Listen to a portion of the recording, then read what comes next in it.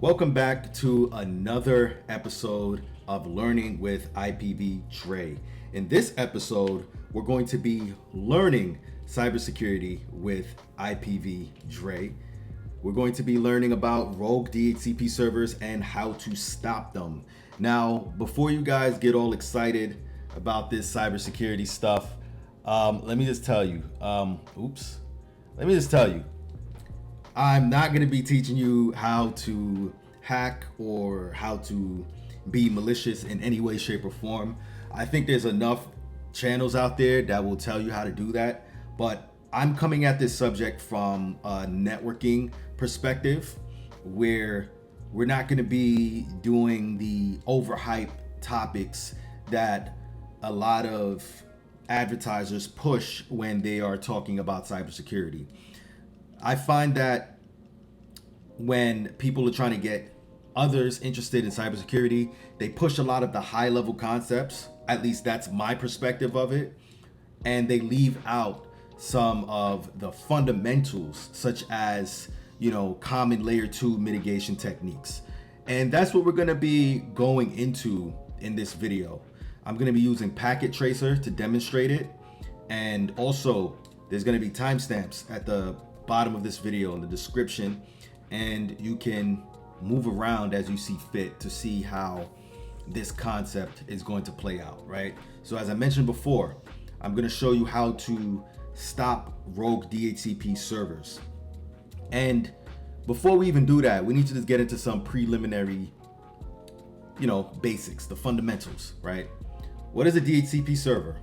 As I stated in my last DHCP server video, the DHCP server automates the process of supplying IP addresses to hosts on a network. It supplies their host address, subnet mask, default gateway address, and DNS server address, right? So a rogue DHCP server is a DHCP server on a network which is not under the administrative control of the network staff. That's from Wikipedia. So you can see that the difference between a rogue DHCP server and a DHCP server is not much, right? The difference is just that the rogue DHCP server is under the control of a nefarious actor, right? They want to take control of the network through a man-in-the-middle attack. Now, what is a man-in-the-middle attack? So you're getting some more cybersecurity buzzwords here. A man-in-the-middle attack is essentially attack that places a rogue device in between a host and its default gateway, or a host and its network administrative devices, right? That's under the control of the IT department. And these attacks can range from stealing information, reading information, replaying information, and integrity issues. You can mess with, like, attackers can mess with the integrity of the information that's traversing the network. There's so many different things that can happen in a man-in-the-middle attack, right? So how do man-in-the-middle attacks happen, right? So a malicious user can use software to exhaust the legitimate DHCP server pool. This is called the DHCP Starvation attack. This is made possible by sending a series of bogus packets to exhaust all of the IP addresses in the DHCP scope. It can then supply users an alternate DHCP server itself that leads to a man-in-the-middle attack, and any new hosts that come onto the network requesting a new IP address will release one of the man-in-the-middle attack, release one from the man-in-the-middle / rogue DHCP server, right? Those are my notes that I got pulled up over here on my iPad, right? So essentially, how it happens is more of like a two-step process. The attacker can use some software that'll send a bunch of bogus packets that'll simply exhaust all of the IP addresses in the scope within the legitimate DHCP server. And how that happens is these packets or frames they contain MAC addresses, and these MAC addresses, these packets with these frames with MAC addresses with packets in them, essentially just causes the DHCP server to, lease them out, just give them out. It looks like legitimate packets with that's encapsulated inside of frames with legitimate MAC address, but that's not the truth. And MAC addresses can be spoofed a lot easier than you think, right? Because when I downloaded Kali Linux and I saw all of the tools there, I was just like, oh wow. But I would say use all of this knowledge for research and educational purposes. Do not hack anybody's stuff. Do not, do anything nefarious. I would say lab this stuff up, understand the concepts, and when you're studying for the Security Plus, and when you're taking the Security Plus exam, if that's what you want to study for, or some of the more advanced certs, you'll see and understand these concepts in depth because you labbed it up, right? And hopefully because you watched this video right here. So before we go into the fancy stuff like the DHCP exhaustion attack and the rogue DHCP server and all that stuff, let's talk about some common layer 2 mitigation techniques. So some common layer 2 mitigation techniques is essentially throwing obstacles in the way of the attacker, right? So as I have right here, I said we don't have to make it easy for an attacker to gain access to the network. We can throw a few obstacles in front of them, which can either slow them down or stop them completely by disabling unused interfaces on switches by putting them in an unused VLAN. That's one. Setting them as access ports manually, issuing the no negotiate command, and shutting them down. I'm going to show you that in a second on Packet Tracer. I'm going to do this whole exercise in Packet Tracer. The rogue DHCP server wouldn't have a chance because the ports are shut down. So how are you going to gain access to the network if the ports are shut down, right? So now another thing that you can use is you can essentially use port security. But even before that, right, I have here, it says if the attacker decided to simply disconnect a host who has security privilege to their specific interface, they could access the network that way, right? So say you have a layer 2 switch and you did a great job doing the best practices of disabling unused interfaces and putting them into unused VLANs, shutting down the ports, going the extra length to really just make sure that any open port, an unused port, can't just be plugged into and exploited, right? You also have the issue where they can simply disconnect a host or disconnect a network cable from a used port and plug their device in. Now, how would you thwart that, right? We can use something as basic as port security, right? So I have here, we can use basic port security. We can set up sticky MAC addresses for end hosts via port security. MAC address sticky command, which I'm going to show you in a second, which by default, when we set up port security, it would only allow one MAC address by default. So if the attacker plugs itself into the authorized interface, it would shut down the interface by default, right? So the default shutdown mode of port security, or the default violation mode, is shut down, and it only allows you to use one MAC address per interface unless you set it otherwise, right? And this is why it's important that these devices are under the control of the network IT staff, right? So now beyond that, we have another issue. What if the attacker somehow knows the MAC address of the host machine, right? Probably by gaining access to the end user device.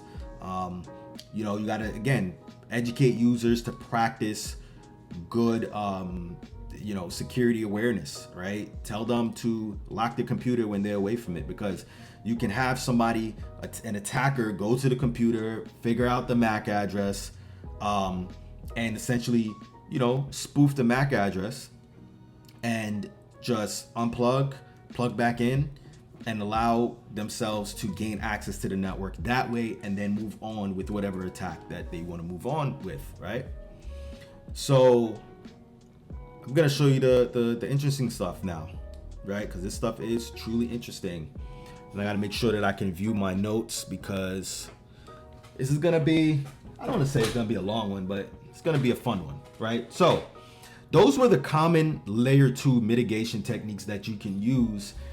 And it's not fancy, it's not the sexiest, right? It's just basic layer 2 mitigation techniques. Port security, shutting down the ports is just basic configuration stuff, right? It's not whatever fancy tools they use, or blue team tools or whatever.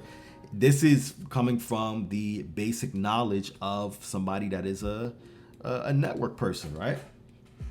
So let's move on now. So now we have packet tracer here. We're gonna start from scratch. I'm gonna show you all of the commands, and if you're studying for the CCNA, this would be perfect for you to follow along with, right? And I'm gonna try not to, go too fast, and I'm gonna explain the commands as well, right? So here we go. First things first, we're gonna set up a basic network, right? We have this router here, we have this switch right here, and then we have some hosts, right? Basic network. This is the most basic network ever. And we are going to set the network up, right? And let's go. Let's see what we have here. Okay, so we have a 29, this is a 2911. So we're gonna set this network up, enable conf t int g00, to set an IP address 192.168.10.10, 255.255.255.0. All right, let me just get readjusted. No shut. So we're bringing up this interface right here, right? Now we're gonna set up the DHCP server, right? And this is gonna be, we're gonna have no security on this network at all whatsoever. This is gonna be, somebody just set a network up and they forgot to, to secure it, right? To harden the network, right? So now we're gonna set up a DHCP pool, IP DHCP pool. Let's call it VLAN 10 network 192.168.10.0, 255.255.255.0. Setting the scope up. And now we are going to do default router 192.168.10.10. Then we could set up the DNS server if we want. I like to do it, so maybe you would too. Cool. Boom. We just set up our DHCP server on our Cisco router. This is a legit server, right? Under the control of the IT staff, right? And let's just hook this up real quick. G01 to G00. And now let's go over to the switch. So, T, and let's do VLAN 10. I am starving. My stomach is growling. Let's just call it name. I don't know. Staff. Right? Boom. Exit. Simple. Pretty straightforward. We didn't harden anything. We're just amateurs trying to set this up, right? And then boom, we hook this up there. Hook this up here. I'm doing this all from memory too. I should probably be looking at my notes to make sure that I'm on track. But what we're doing here is enabling DHCP on the device, and these three devices, well, all devices are communicating, but the host is looking for a DHCP server, on the network, right? Everything is getting connected. It's ideally sending out, discover messages, offer messages, request, acknowledgement. And now we can probably see that it's set up, right? Nope, it has an IPvDre. Let's see, just gonna wait for it a little bit. Did it get one? Did I miss a step?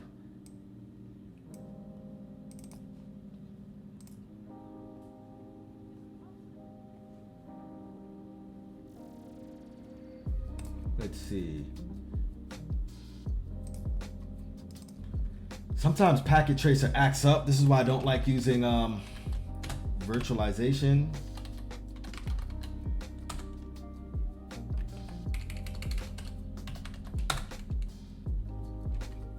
See, there we go. Yeah, packet tracer acts up sometimes. So now you see why I prefer, yeah, this one got an IP address, but now you see why I prefer, or maybe it was just taking a little bit. This is why I prefer physical equipment. All right, so everything is on the up and up. It's all good, right? So now let's say we have a server that comes along, right? We have a server here. Let's set the server up, or rogue server, right? Let's just label this. Let's label this rogue, right? Rogue, bad guy, right? So he comes along and he's like, oh, this is easy. Let's see. So let's click this. We're gonna go to services, DHCP. Now we're gonna do server pool. We're gonna say the default gateway is gonna be 192.168.20.254, right? Which is gonna be this DHCP server's IP address. We're gonna set it in a second, right? We don't need to set a scope. Well, let's set it up. 168.20. Start from 100, right? Just for shits and giggles. Right now we save it, right? And then next, what we're gonna do is come over here. Let's configure an IP address. Hopefully I'm not going too fast, but the DHCP server's IP address is gonna be 192.168.20.254, right? And then that's the subnet mask. And you know what? No, I'm gonna put 1, right? Because that's in the scope of the IP addresses that should be given out, and I don't want any IP address conflicts, right? And then the default gateway is gonna be itself too, right? This is how the man-in-the-middle attack is about to happen, because all of the packets from the hosts are gonna be sent through this very same server. And remember, DHCP servers give out the host network settings, which includes the subnet mask, the default gateway, DNS server, right? And this right here, as a matter of fact, is stipulating that the default gateway is itself, right? So let's save it before I make another boo-boo. And all right, so now let's say now this device comes onto the network. There's no port security. The ports are not hardened. The switch is not hardened, right? It comes hit over here and it says, you know, I'm just gonna go ahead and connect right here. Then it starts sending malicious packets. Starts sending malicious packets, right? And then this goes down. So we're gonna do this. IP, gonna go interface G0, it was G00, was it G01? Let me see which one it was. I forgot. I could have just checked. I'm being lazy. Yeah, G00. Uh-oh, it shut down, right? It exhausted. That simulates, you know, it can't give out any more IP addresses. It's shut down. It's overwhelmed. It DDoSed it or DOSed it, right? So it shuts it down. Ideally, this DHCP server doesn't work anymore. Now, what it does is it turns on its DHCP server services, and it goes, yeah, right. The host, they don't have any. Hold up, let me turn the services off real quick. So now, say the host lease it's expired from the legitimate DHCP server, right? So we'll simulate that, right? So some time goes by and the lease expires. ipconfig, let's just release it, right? It has no IP address, no network setting, no nothing, right? Let's type renew and let's try to get some.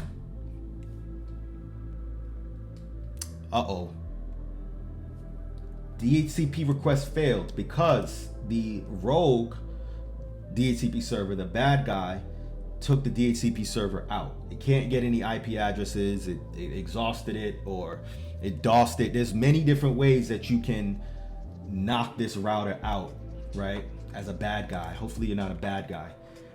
And now, this server, let's do it right here too, because this one still has network connectivity. Release, right? It released it. Now these two hosts are left without IP addresses. So the DHCP, the rogue DHCP server, goes, yeah, that's okay. Turns its services on. Now it's acting as if it's a DHCP server and the default gateway, right? Now, this is what happens. It comes back online, it sends discover packets, and it failed again?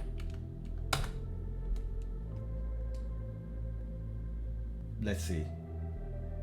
Nope. Did it? Is it online? I don't know. Again, the packet tracer boo-boos.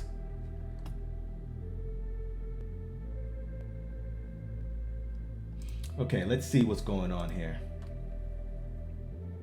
Services on. Maximum numbers of users.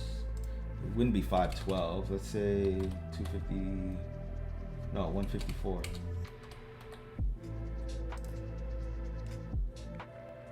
See, this is what I get for trying to actually use a DHCP server. These packet tracers just be acting so funny.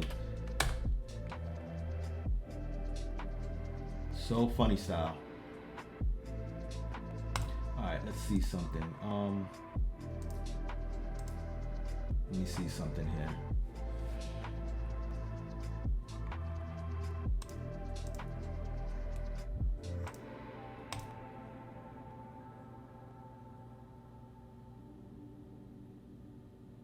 All right, so we're just gonna go ahead and we're going to, because maybe I missed something or whatever, but I don't usually use this DHCP server. I don't usually use packet tracers, so let's try this again.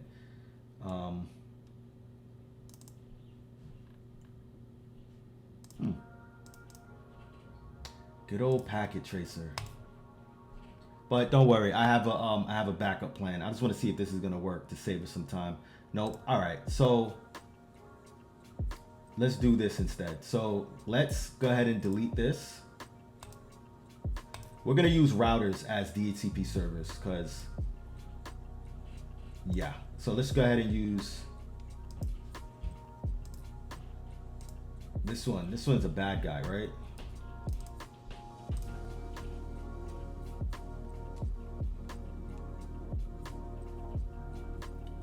So this DHCP server, it comes online. Let's have some fun with it. Host name, bad guy, right? So, which interfaces does it have? Do show IP int brief. All right, int G00, IP address 192.168.20.20.1. All right, no shut. IpvDhcp pool, setting up the DHCP pool. Let's call it VLAN 10. And then the network is going to be 192.168.20.0.255.255.255.0. Default router 192.168.20.1.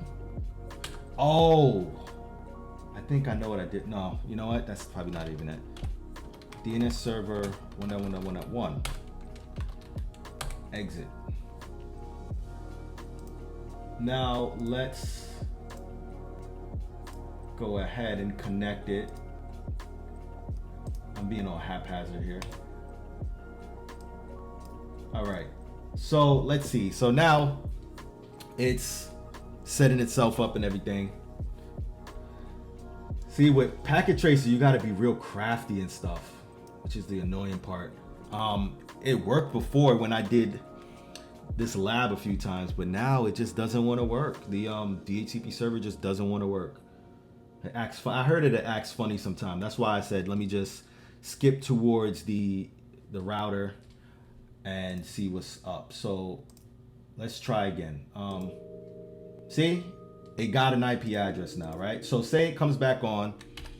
DHCP discover messages are sent out. Boom, it got its network settings.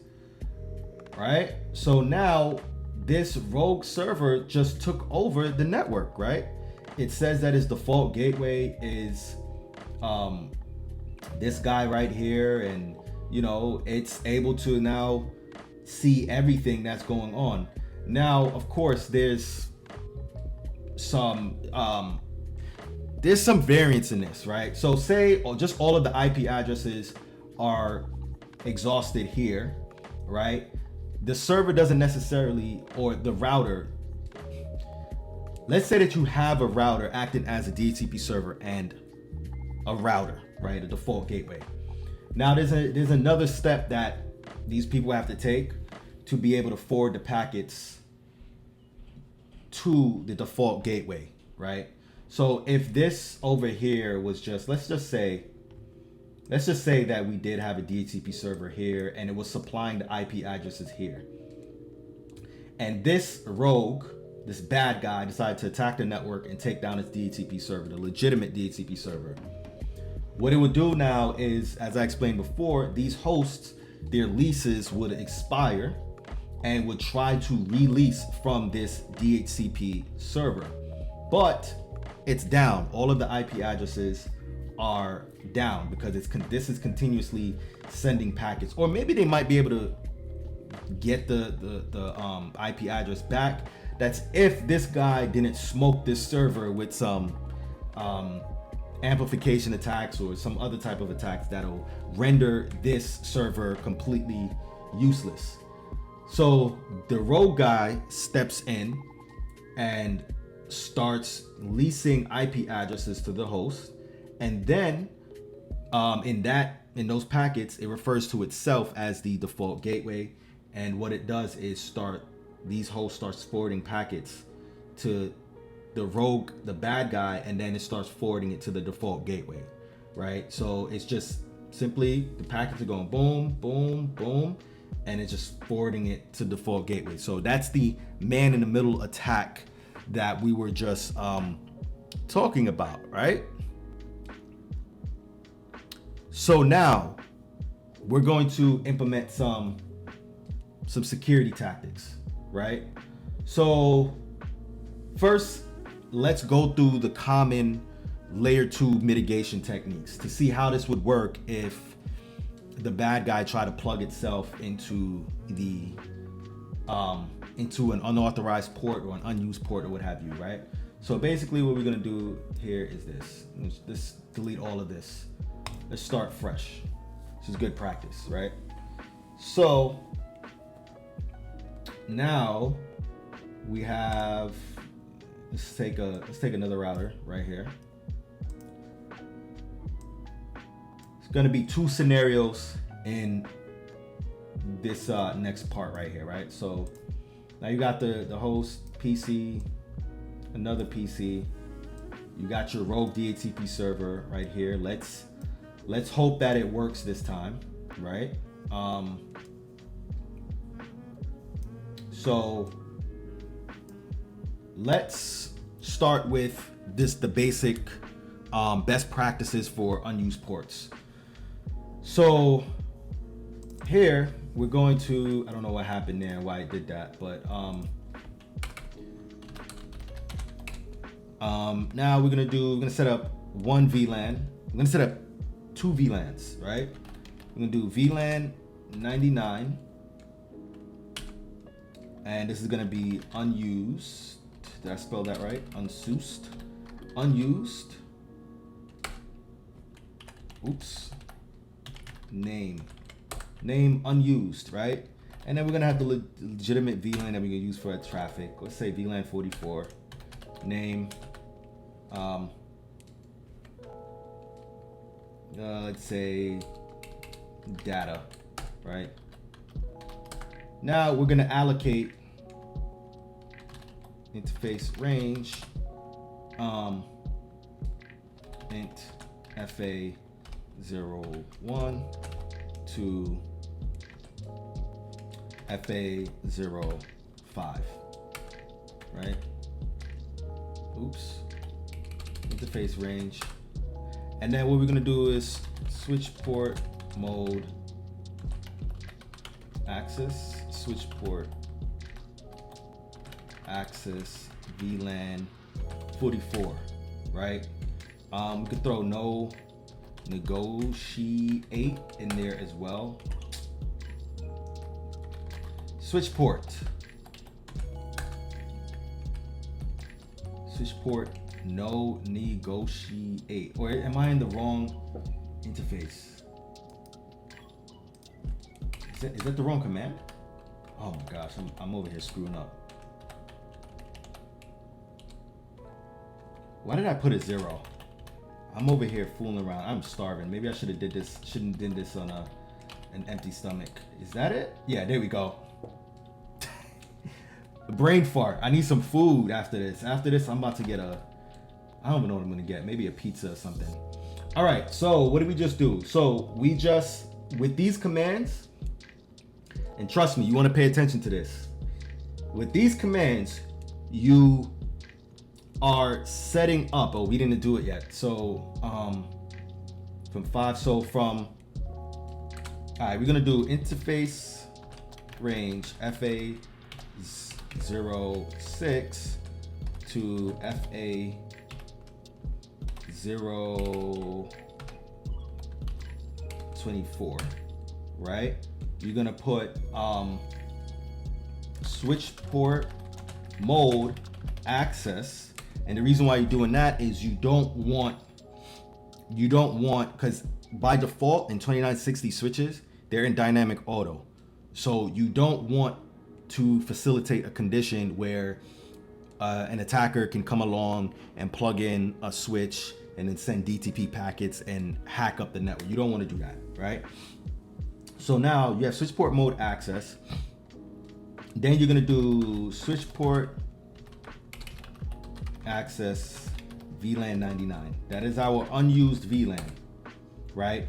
Then you want to do switch port no negotiate. Now you want to shut these interfaces down. So you shut all of them down. So essentially what we just did was common layer 2 hardening for unused ports. And we can go through the commands again. Created VLAN 99, named it unused because it's going to be an unused VLAN. Then we created VLAN 44, named it data because that's going to be regular data traffic for our end users.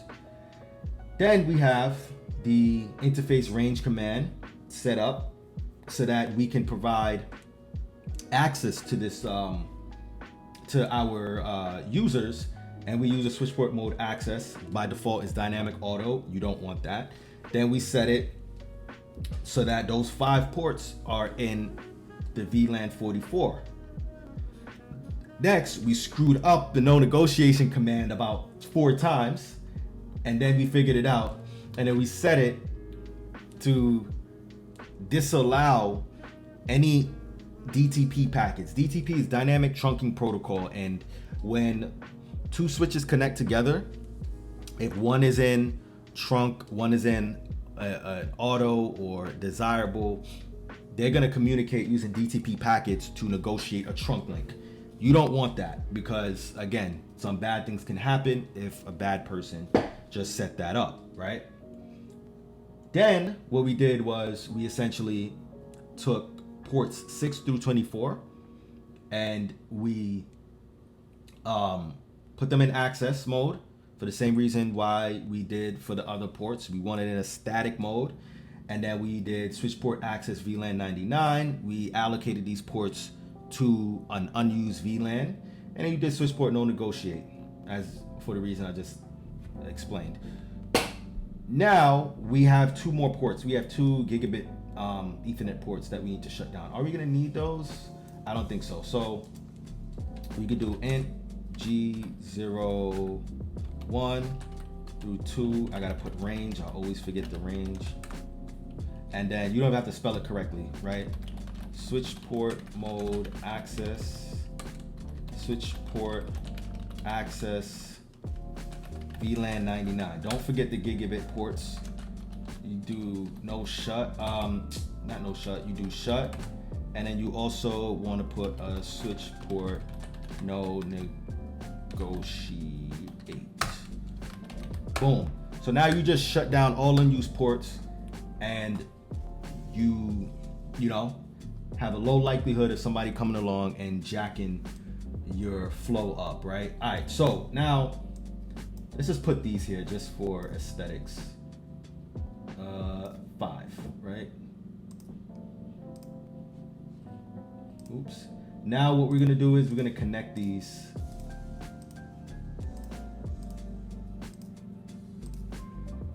to. You don't want to leave any unused ports in VLAN 1. VLAN 1 can't even be deleted. So you want to move it from VLAN 1, which is the default VLAN, and move it to a different numbered VLAN, right? So these 5 hosts are connected, right? And then now what you want to do is, first of all, let's get this going. Matter of fact, we'll wait because, and I'm gonna tell you why in a second. Hopefully I remember to tell you after this. So let's do interface range, FA. Now we're gonna do port security, right? Which is making sure that these PCs are the only PCs that can connect, or the only devices that can connect to these ports, right? So FA01 through 5, we're gonna have, first of all, let's come out of this. Switch port, wait, my bad. I was in the right one. So we're gonna do switch port security, which enables port security with all default settings, such as only 1 MAC address per interface, and the default violation mode is shut down, right? Which shuts down the interface. Now we're gonna do switch port security MAC address sticky, and this is for all 5 of them, right? There's some other switch port security settings that you can enable, but also, my bad, switch port mode access. It got to be in access mode. In order to successfully set up port security, they have to be set, the interfaces has to be set into a static access mode, right? Or static trunk mode, right? It has to be a static mode. It cannot be in dynamic auto, and it cannot be in dynamic desirable. And I didn't get an error message because I had already set it to static access. So that was redundant, but that's ideally the configuration that you want to set up, right? So now you have that set. So now you have the port security set up. You only allowing 1 MAC address with the MAC address sticky command. The MAC address sticky command, well, let me rewind that because that's going to be unclear. So switch port security was enabled with all default settings, right? One MAC address per interface, and the default violation mode is shutdown. Switch port security MAC address sticky allows for the first MAC address that the interface comes in contact with to be the only device or the only MAC address allowed on that interface. And switch port mode access, which should have probably been set at the onset of this configuration, this particular configuration, allows for changing it to static access mode. And it'll give you the error message if you try to set it with the dynamic interface setting, right? So now that we got that, let's go over to our DHCP server and let's generate some traffic. We're going to be generating traffic with the DHCP DORA sequence, which should automatically do that, right? I didn't set up the DHCP server here yet. All right. So conf t, and we are going to do hostname. Good guy. IP address. Did I already set this up? No, I didn't. IP address 192.168. Let's do 30. .30.30 255.255.255.0. Oops. Control A and hold on, let me see. Okay, G00. Oh man, no. I can't do that. Oops. Copy. I'm being lazy here. I'm being lazy. All right, so we're gonna go into this interface. Do that. No shut. Let's set up the DHCP pool. IP DHCP pool. VLAN. What was it? VLAN 44. It doesn't really matter. You can just give it any name. Network 192.168.30.0. 255.255.255.0. Going kind of fast here. Default router 192.168.30.30. DNS server. All right, now look, we're gonna generate some traffic. Let's set this up first. I forgot to leave a port for the router. What a boob. All right, let's go back in. Remember to leave a port for the router. Int G0. Which one is it? G01. No shut. Switch port mode access. Switch port access.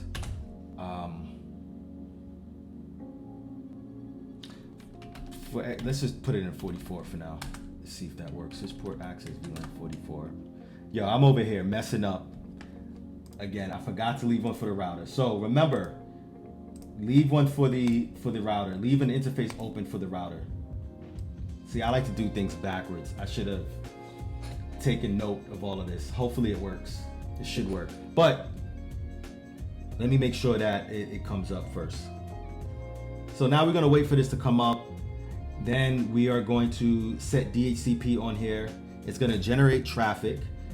The switch is going to make note of the the MAC addresses that it learns on ports 1 through 5, and then it's going to make note of it, and it's gonna hardwire it, hard code it into the CAN table, right? So IP configuration, let's do DHCP. Hopefully it works. Yep, it works. Let's do DHCP.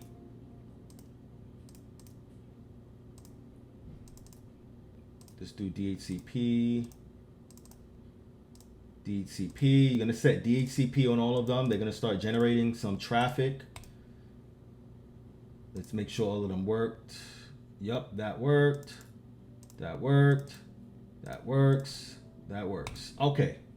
So now what we have here is we have this network set up with basic common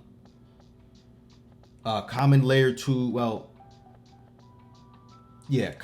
two common layer 2 mitigation techniques, which is the setting aside the best practices for the unused ports. And then we have port security setup, right? So now we're gonna check the port security settings. Do show port security. Now, what we have here is secure port, max secure address 1, current address count 1, security violations none, right? So as we can see here, max secure addresses allowed 1, 1, 1, 1, 1, 1. Current address count 1, 1, 1, 1, 1, 1. No security violations, right? Good. And the default security action is shut down, or the current security action is shut down, because we can change that. Now, let's say this guy is trying to get access. Let's name him bad guy again.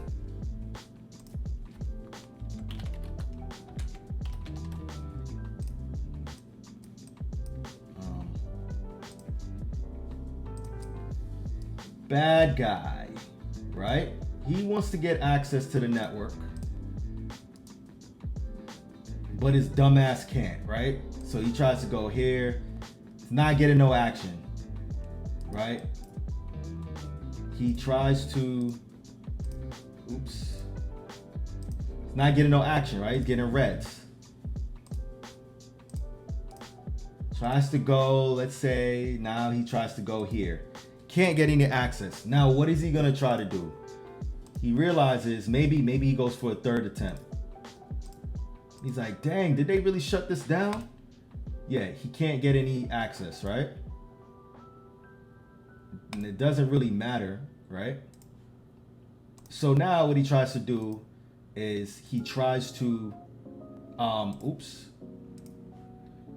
what he tries to do, what he does is he comes here to port 5, and he does this. Tries to be slick. Port 5, right? Now I gotta generate some type of traffic, so I'm gonna give it an IP address.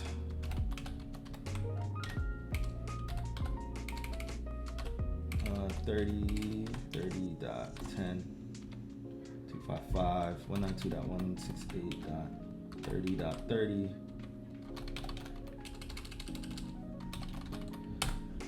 So that's its IP address. Now we're going to let's ping the router, generate some traffic, and let's see what happens. Request timed out. He's not getting any action. Not getting any action. Now look, what happened? Interface fast Ethernet 05 change state to administratively down. Line protocol and interface fast Ethernet 05 change state to down, right? So it's down. And we see one violation right here, right? We see one violation on the 5th port, right? And it notified us as to what happened. So now we go over to, let's do show port security interface FA0. We're gonna investigate some more. Now we see a violation, right? We see it's in port status secure shutdown. That means that rogue guy, the bad guy, tried to come and try to put his Ethernet cable into a port that he's not authorized to use. Last source address and VLAN, right? This is the VLAN or what have you, right? So let's do show MAC address table You show MAC address. I always mix up the hyphens. Do show MAC address table. It learned. Yeah, it learned these. This is from the I'm assuming this. Yeah, this is from the router. So 1, 2, 3, 4. So it learned all of those, right? Boom. So I think it's show MAC address table static. Right? So it's not showing the 5th port. But you get the gist of it, right? You see that he violated. So it shut it down, right? Now, let's take a whole other approach, right? Let's say, for instance, we have, and I don't want to delete this, right? So we did all of the hardening techniques, right? We set everything up the right way, but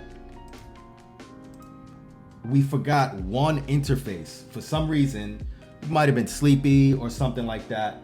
We forgot one interface that caused us to essentially create a vulnerability in the network. Let's say that vulnerability is G02. So int G02. And let's just no shut. Let's bring it back up. Right. What else did I do? Switch port mode access. Switch port access VLAN 44.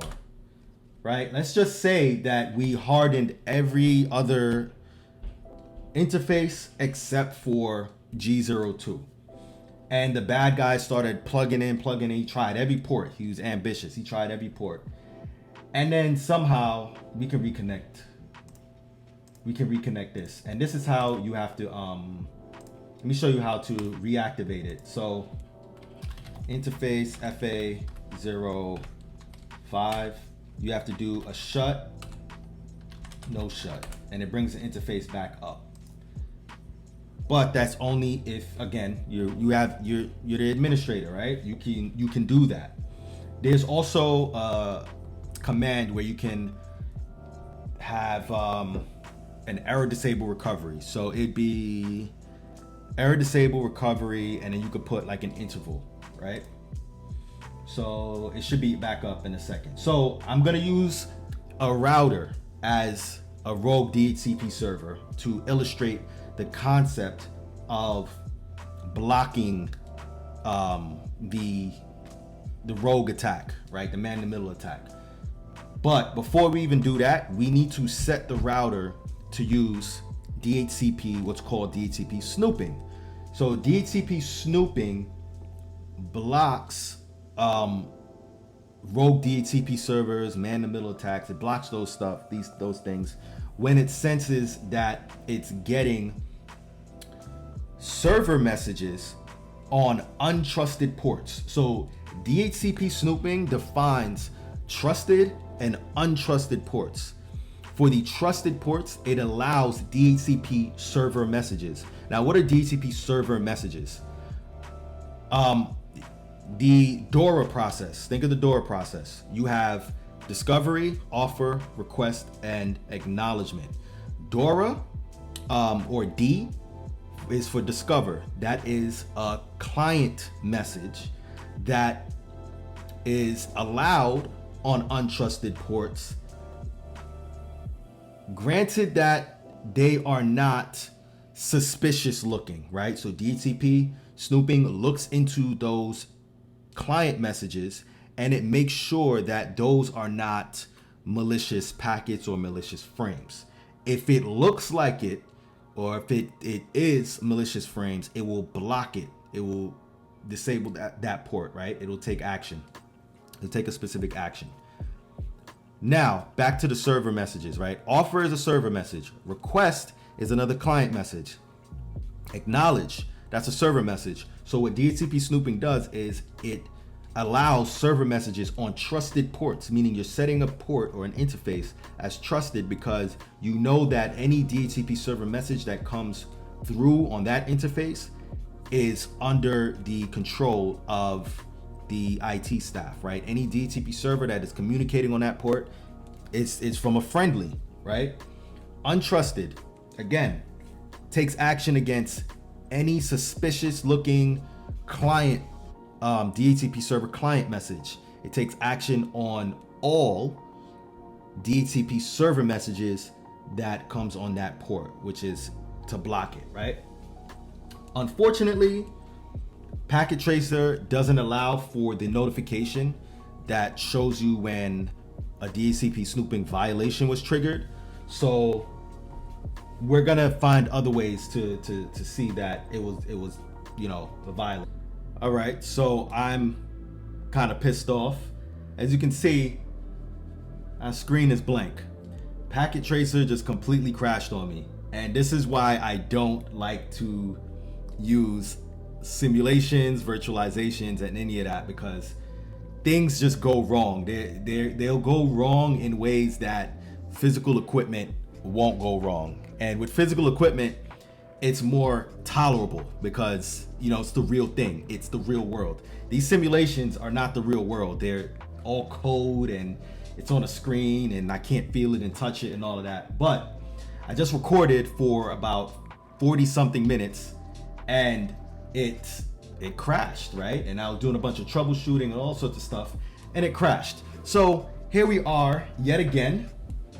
Let's rebuild, or at least try to rebuild our topology, and let's keep it moving because I'm not going to record 40 minutes worth of video, right? Again. So let's see if we can pick up where we left off. Let me just pull up the switches. We're going to use a layer 3 switch this time.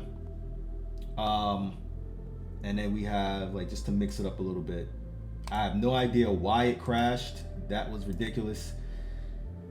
Yeah, I'm kind of pissed off, but hey, it's not even troubleshooting stuff. It's Packet Tracer. It's a simulation. This is all it's like a video game, really.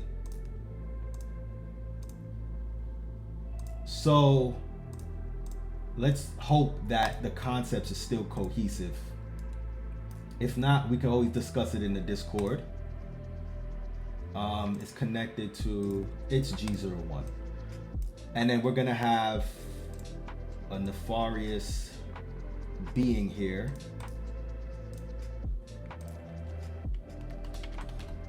Rogue DHCP server.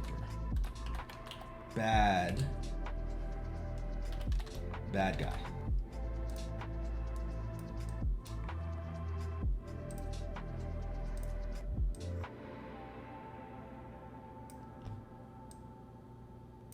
And then we're going to friendly. That's what we had before. Friendly.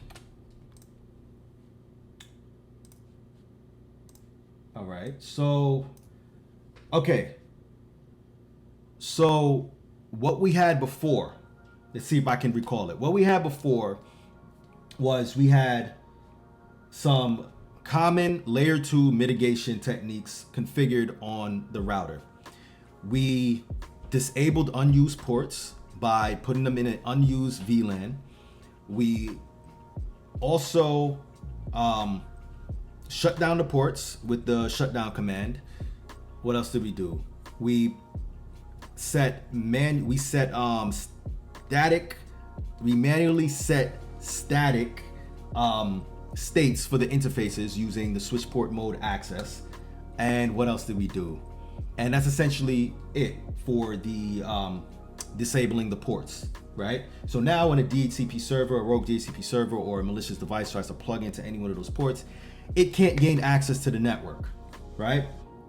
But then we also had port security set up where we configured the basic port security, which allowed for us to set static MAC addresses on these 5 ports and only these devices with their specific hard-coded MAC addresses, which supposedly can't be replicated, are allowed on these 5 interfaces, right?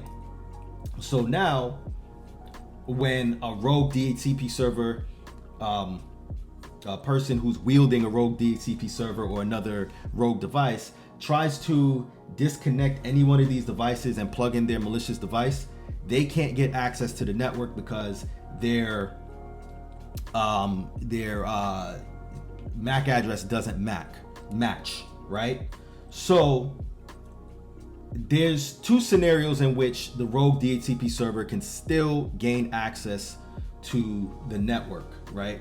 One of which is by figuring out the MAC address of any one of these devices by gaining access to any one of these devices, whether it's through, someone not setting a password for their machine while they're away from it, while it falls asleep, or maybe shoulder surfing, social engineering, something like that, to gain access to the knowledge of what this MAC address or one of these MAC addresses are. So say he wants this MAC address right here. He can just go over here, do some social engineering, get the MAC address, and then spoof it from his side right here.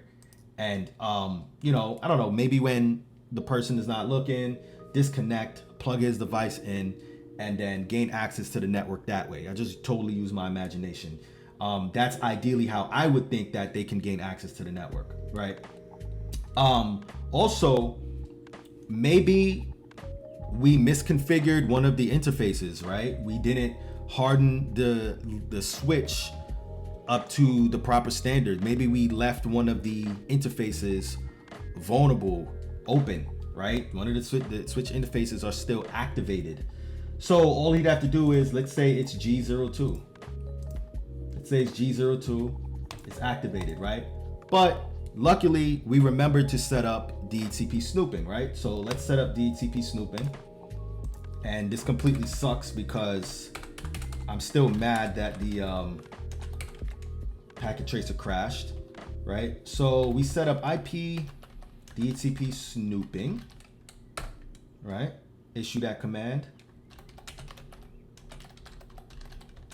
VLAN 1, and then no, I forgot this command before, no IP DHCP snooping information option. This command is for devices that are not also acting like, that's not behaving as a DHCP relay agent, right? Like a router would, right? So if you do not configure this, then it will block DHCP server messages on all interfaces, regardless of, their trusted status, right? Regardless if this is the IT, this is the friendly, this is the IT controlled DHCP server, it's still gonna block it, right? And earlier I had left that command out. So now we're going to trust this port right here, because ideally we want to get IP addresses from this DHCP server. So int G01 IP DHCP snooping trust. Now that port is trusted, so each other port is untrusted. So we set up DHCP snooping. Now we got to set up this DHCP server over here.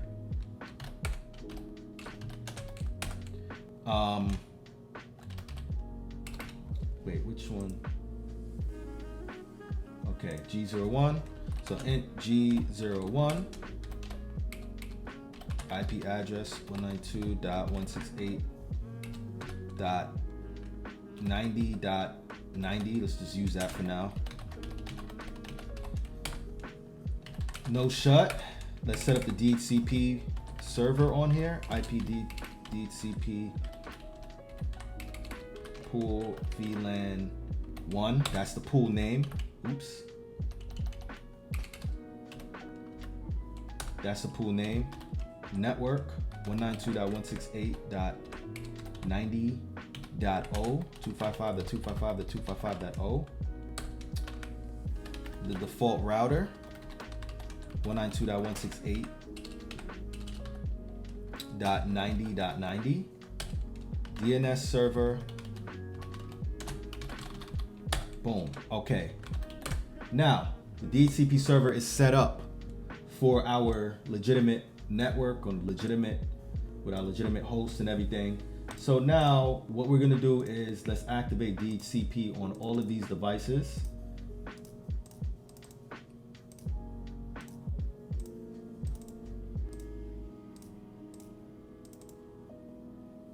And as you can see, it's working. It was allowed through, right? All of these devices have configured their DHCP settings, as you can see right here, right? That means despite, having DHCP snooping set up, we activated the trusted port right here so that DHCP server messages can come through and pass through the switch, and all of these guys can get their IP addresses. Now, remember, the rogue device is on the network, right? Now we have to set up this server, right, to illustrate the process. So this guy sets up his stuff, and remember, I didn't want to do this in Kali Linux to illustrate it. 90, that's in use already. Let's use 30.30, right? I didn't want to use Kali Linux to actually show you how easy it is. This is why I'm going through all of this. Hopefully you still get value from this, but this is just a general concept. This is just a DHCP server that's not supposed to be giving out IP addresses, and that's essentially what a rogue DHCP server is, right? Okay. Set up the pool. Default gateway is itself 168.30.30, right? And let's turn the services on, right? And let's save it. Turn it on, off, right? So he's connected to the network. Now he's gonna launch a DHCP exhaustion attack, and he's gonna smoke this device right here, bringing down the default gateway for the network and the DHCP server. So now these hosts, they can't get any new leases on IP addresses. So let's simulate that that was from when I was trying to do the DHCP server. Ignore that. So now let's simulate that by doing this. We're gonna shut down this interface. So this router goes down, this DHCP server goes down. Remember, I'm using this, doubling it as a DHCP server and a router, right? Doubling up. Now let's say these hosts are either coming onto the network for the first time or their leases expired. So I'm gonna simulate that by doing this. I don't even wanna use the bubbles, but we do ipconfig. As we can see, ipconfig, they have their IP addresses within the legitimate subnet for now, right? The lease is not up yet, but let's say that the lease does expire. So we're gonna release it, right? And then let's say that it wants to come on, it comes on the network and it's looking for a new IP address, or it just wants to establish another lease from the DHCP server. Let's see what happens.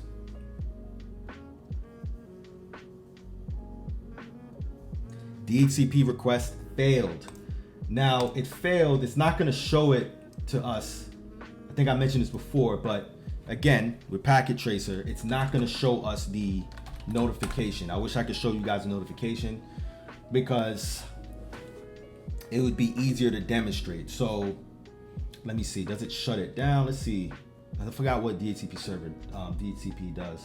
DHCP snooping does when it gets a violation. Do show IP int brief. Nah, it's still up, but it's just essentially filtering the messages from the rogue DHCP server, right? So the rogue DHCP server is here. This was a up port that we misconfigured, right? We forgot to harden it, forgot to shut it down. And let's say all of these are already shut down. He couldn't gain access through here. He couldn't gain access through right here either, because when he tried to plug in his device, the port security feature shut it down, right? So let's try it again. New lease. We could just mix it up a little bit too. Ping, oh not ping, IP config.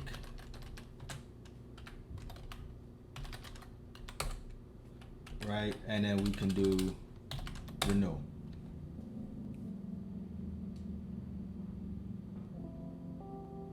DHCP request failed. This one failed too, because again, on untrusted ports, this is an untrusted port right here. On untrusted ports, it filters the DHCP server messages. And this is not supposed to be going down, right? So I can show you the difference right here. Let me see if I can show you the difference.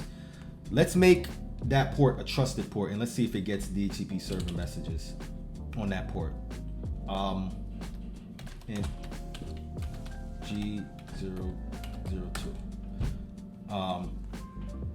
IpvDre Snooping trust. So it's trusted now. Now let's see if this is gonna get one. Let's see. Yep, see, it gets it.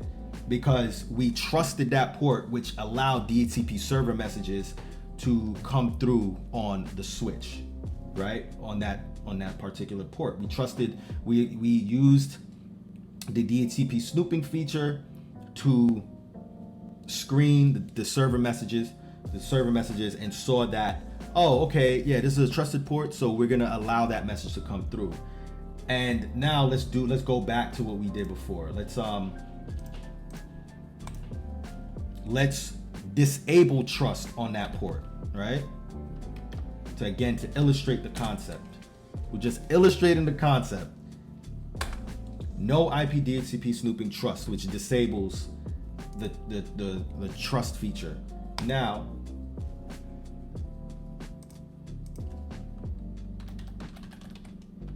ipconfig release renew.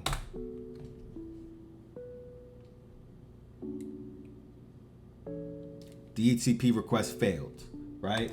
So as you can see, that's how we stop rogue DHCP servers from gaining access to the network and launching man-in-the-middle attacks and bringing down our network, right?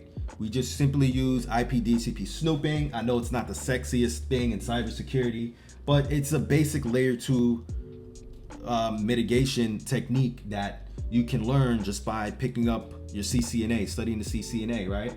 And this is just basic networking stuff. Now, I'm sure there's other, I know that there are advanced tools out there that pretty much, go into all of these fancy details about, stopping certain attacks and things of that nature.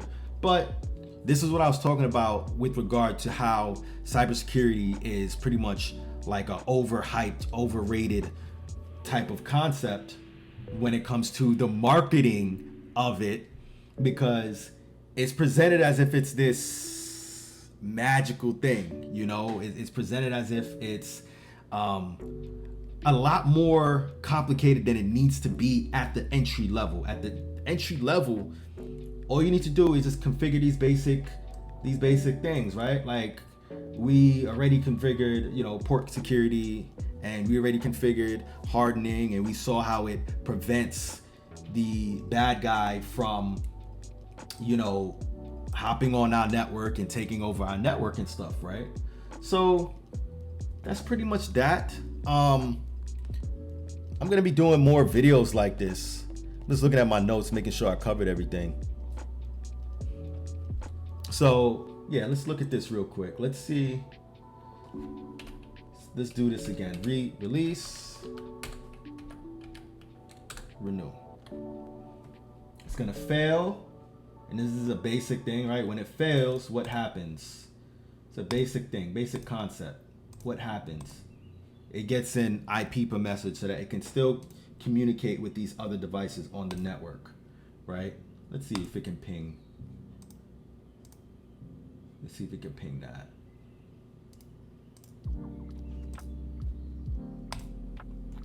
I mean, that's it. I mean,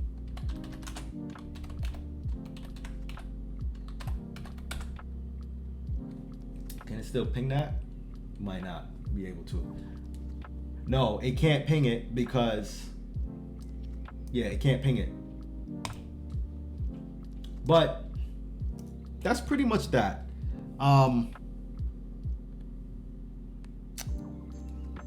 Gonna come up with more videos like this. I used Packet Tracer to, you know, exhibit the concepts, to demonstrate the concepts. I hope that despite the Packet Tracer crashing, that I was able to clearly demonstrate the idea of common layer 2 mitigation techniques and all of that good stuff. So I'll talk to you guys next time. Peace.